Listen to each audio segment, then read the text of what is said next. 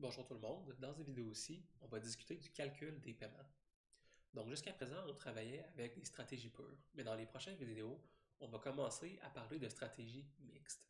Et pour parler de stratégie mixte, il va falloir être capable de commencer à assigner des probabilités à nos alternatives, à nos actions, et à calculer des paiements avec ces probabilités-là. Donc ce qu'on va faire dans cette vidéo-ci, c'est que je vais vous présenter un jeu très simple. Vous avez un gardien de but, et quelqu'un qui prend un tir des pénalités sur le gardien de but. Donc, notre tireur peut tirer à droite ou à gauche du filet. Notre gardien peut se déplacer à droite également ou à gauche du filet, et les deux prennent leur décision simultanément. Vous savez que si le gardien et le tireur se dirigent tous les deux vers le même endroit du filet, eh bien, à ce moment-là, le tireur obtient un paiement de -1 et le gardien obtient un paiement de 1. Inversement, si les tireurs et les gardiens prennent des décisions différentes, eh bien là, vous avez que le paiement du gardien va être de -1 et le paiement du tireur va être de 1.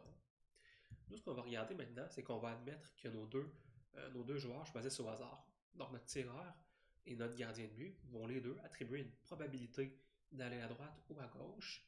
Et on va regarder qu'est-ce qu'on est capable de conclure avec ces probabilités-là. On va calculer d'abord quelles sont les probabilités que chacune de nos stratégies, de nos situations surviennent, parce qu'on est dans un jeu sans équilibre de Nash ici. Et on va ensuite regarder c'est quoi le paiement de chacun de nos joueurs en fonction de ces probabilités-là. Donc, la première chose à faire, c'est d'établir nos probabilités. Notre gardien de but va aller 50% du temps à gauche et 50% du temps à droite. Notre tireur va également diviser ses options en deux. 50% du temps va tirer à droite et 50% du temps va tirer à gauche. On peut maintenant commencer par vérifier quelle est la probabilité qu'une stratégie soit jouée. Pour faire ça, on multiplie les chances de chacun de nos deux joueurs.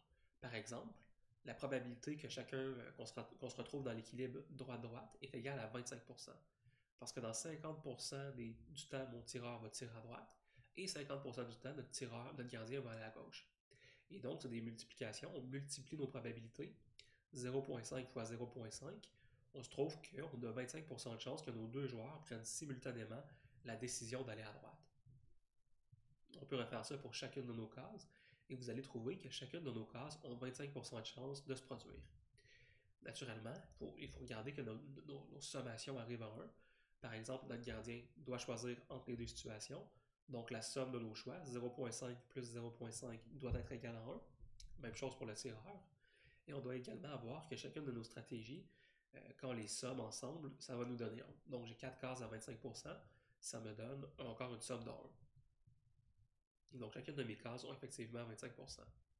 On peut également calculer le paiement reçu moyen pour chaque joueur.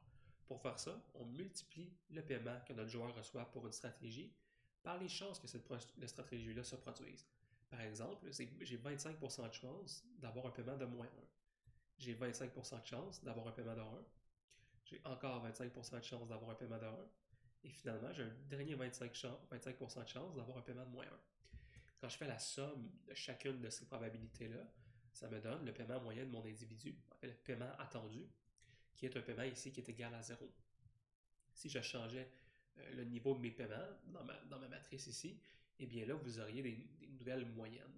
Et donc, à titre d'exercice, ce que je vous invite à faire, c'est de vous amuser à changer les probabilités que nos tireurs ou que nos gardiens se déplacent vers une stratégie et de regarder c'est quoi les impacts que ça a d'abord sur la distribution de nos stratégies, quelle stratégie a le plus de chances d'aboutir, et finalement, quelle va être la moyenne des paiements pour notre tireur.